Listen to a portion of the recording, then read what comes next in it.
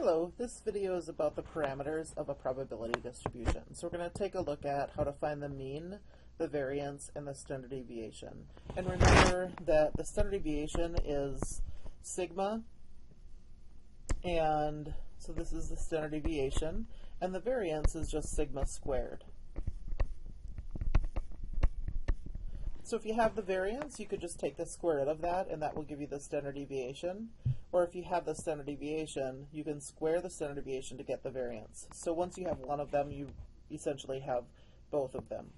So the formula is for the variance. So the variance is sigma squared, and it's equal to the sum of x minus mu. So first you take the random variable x, and you subtract off the mean, and then you square that, and then you multiply by the probability of x.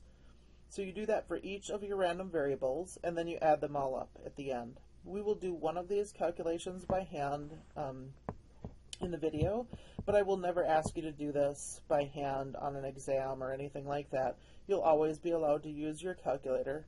There is a different formula that they oftentimes will use for hand calculations, but like I said, I'll never ask you to do it by hand, and I always use this regular formula whether I'm doing it by hand or not. So the other thing here is the expected value. So this is denoted by E, and it's the mean value of the outcomes. E is exactly the same thing as mu, or the mean. And E can also be found by evaluating the sum of x times p of x, of course. So in this first example for the parameters, we're going to find the mean, variance, and standard deviation for the number of girls in 2 births. So, and here are the calculator directions. So you would go to the stat menu, and the stat menu is just to the left of the arrow keys. And then from there you want to select edit, and then enter x, your outcomes, into list 1, and p of x, the probabilities, into list 2. Now, you do have to clear your list before you start, so if you have data in there already, you'll need to make sure that you clear that out. And to clear out the data that's in a list already, you push the up arrow so that L1, the title of that column, is highlighted. You push clear and then enter. Then you would press stat, calc, and var stats once you have your x values and your p of x values entered into list 1 and list 2. So there are a couple of different things that can happen when you do this. If you get var stats on your screen, then you're going to enter L1, L2, and then press enter. You may also get list with a semi or with a colon, and on the first line, and it's frequency list on the second line, and calculate on the third line. So 4 and 5 are just 2 different options depending on what model of calculator you have and how new it is. You're going to want to enter L1 for list and L2 for the frequency list, and then press enter. And this will give you all of your results. Again, I will also send a video link that will have someone stepping through this actually on their graphing calculator so that you can watch that as well. So we had this probability distribution before. So x is the number of girls in 2 births, so 0, 1, and 2 are our possibilities. And then the probabilities for those were 0.25, 0.5, and 0.25. So first I need to calculate the mean. To calculate the mean, we would take x times p of x, and then add them up. So 0 times 0.25 is 0, 0 times 0.5 is 0.5, and 2 times 0.25 is 0.5.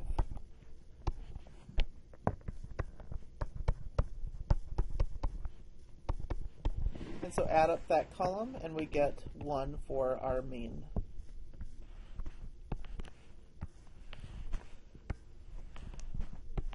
So now we need to calculate x minus the mean, and in the next column we're going to do x minus the mean squared. And and then one more column and we'll be done. So it's x minus the mean squared and then times p of x. So x is our data value, so for the first one that's 0. So 0 minus the mean, that gives me negative 1. 0 minus 1 is negative 1. And then you have to square negative 1. So negative 1 times negative 1 is positive 1. And then take this value and multiply by p of x, so that's this column, so that's times 0.25. And 1 times 0.25 is 0.25. So keep going. The next x value is 1. So we want 1 minus our mean, which is 1. So we get 0. And 0 squared is 0. And then 0 times p of x. So p of x for this one is 0.5. And that gives me 0. Now go on to the next value, 2 minus your mean, which is 1. And 2 minus 1 is 1. And then square it. 1 squared is 1. And then we want to do 1 times p of x, and p of x is 0.25. So sigma squared, the variance, is the sum of x minus the mean squared times p of x. So add up this column, and we get 0.5. So sigma is the square root of sigma squared. So this is the standard deviation, this is the variance. This is the standard deviation.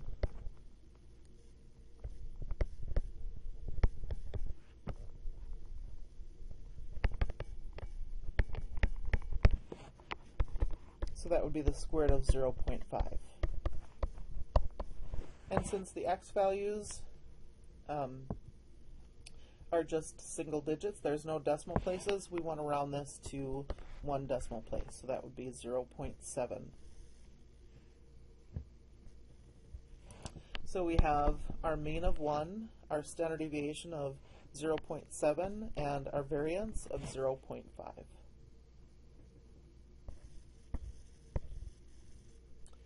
Next we have usual values. So usual values, the minimum usual value is going to be your mean mu minus 2 times sigma, your standard deviation. And the maximum usual value is your mean mu plus 2 times your standard deviation sigma. So we found that for some families with 2 children, the mean number of girls is 1 and the standard deviation is 0.7. If a couple has 2 children, is 2 girls an unusually high number? So we need to calculate the minimum usual value and the maximum usual value. The minimum is the mean minus 2 times sigma. The mean number of girls, remember, was 1 minus 2 times sigma was 0.7. So that's going to be 1 minus 1.4, which is negative 0.4. And then we need to calculate the maximum. That's mu plus 2 times sigma. So that's 1 plus 2 times 0.7. So that's 1 plus 1.4, which is 2.4. The question is 2 girls unusual? And the answer is no, it's not unusually high because 2 falls between our minimum and our maximum, so it's within the usual range.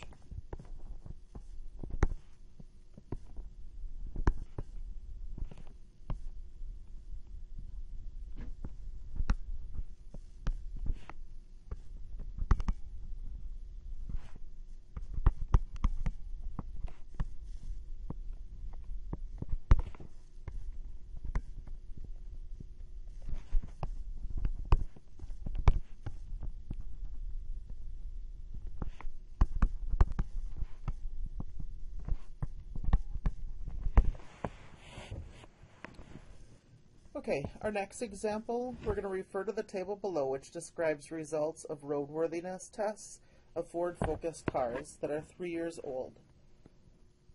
The random variable x represents the number of cars that failed among 6 that were tested for roadworthiness. So now we're going to find the mean and the standard deviation for the number of cars that have failed among 6 cars that are tested.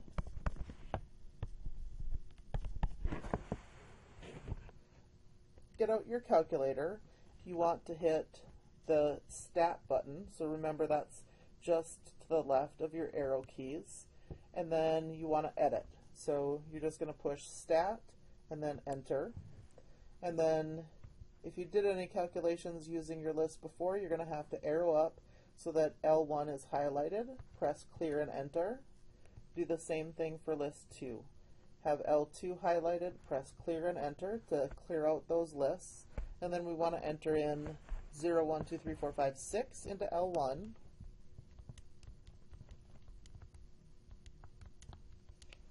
And then in list 2, you want to enter in those probabilities. So 0.377, 0.339,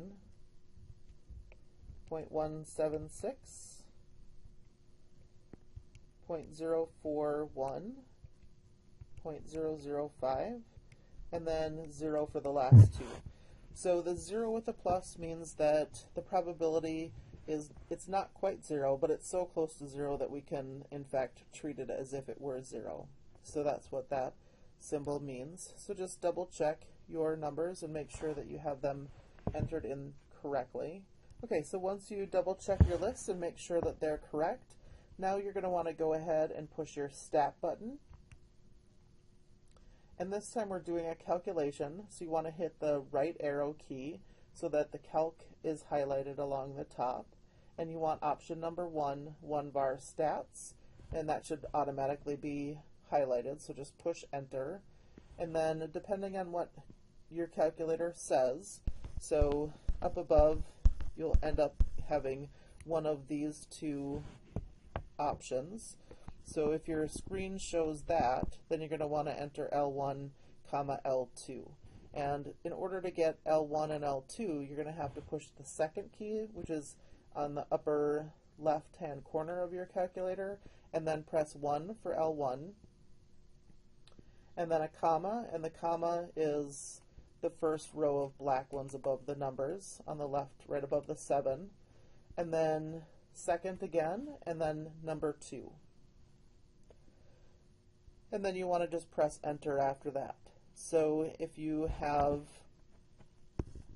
list, and then frequency list, and then calculate on a third line, then you'll need to enter in L1 for list, L2 for frequency list, and then press Enter. And so it will give you a whole bunch of values. So the one that you want for your mean is X bar. And you should get 0.8891, and because we don't have any decimal places in our X values, we only want to go out one decimal place. It's one decimal place beyond your data. So that's going to round to 0.9. And then on your calculator, sigma will it'll look like this, sigma with an X, and that's what value you want here. So that's going to be 0.9 as well.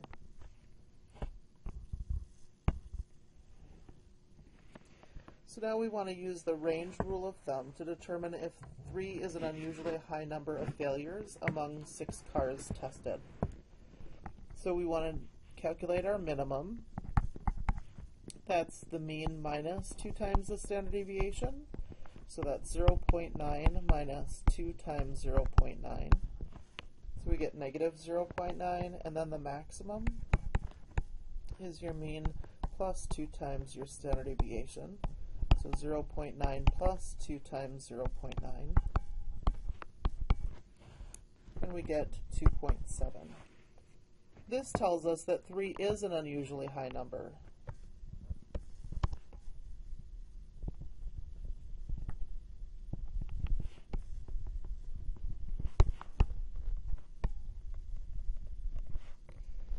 Because it is larger than our maximum, 2.7. So here, because we're on a new page, I just copied that probability distribution again. And now we want to find the probability of getting exactly 3 cars that fail among 6 cars tested. So that would be this line in our table. So the probability that x is equal to 3 is 0.041. Find the probability of getting 3 or more cars that fail among 6 cars tested. So that's the probability that x is greater than or equal to 3.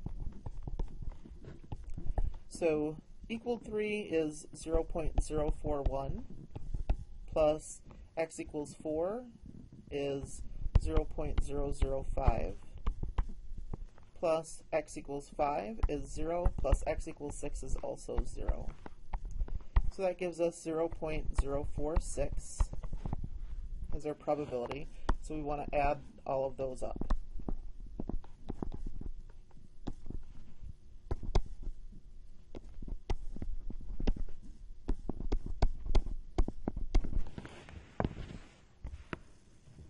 Which probability is relevant for determining whether 3 is an unusually high number of failures among 6 cars tested? Part C or Part D?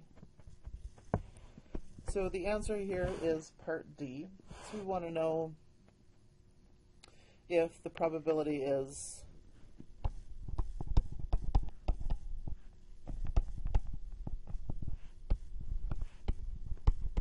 of x being greater than or equal to 3 is less than 0.05. So 0.05 is the typical number. It could be different though. It could be 0.01. We will look a lot more at this in some later chapters. Is 3 an unusually high number of failures? Why or why not? And the answer is yes, because the probability that x is greater than or equal to 3 is less than 0.05. So if this probability that we had calculated was bigger than 0.05, then we would say that this was not an unusual number. It was a usual number. So, okay, so that is it for this video. Let me know if you have any questions, and I hope you're having a great day. Thanks.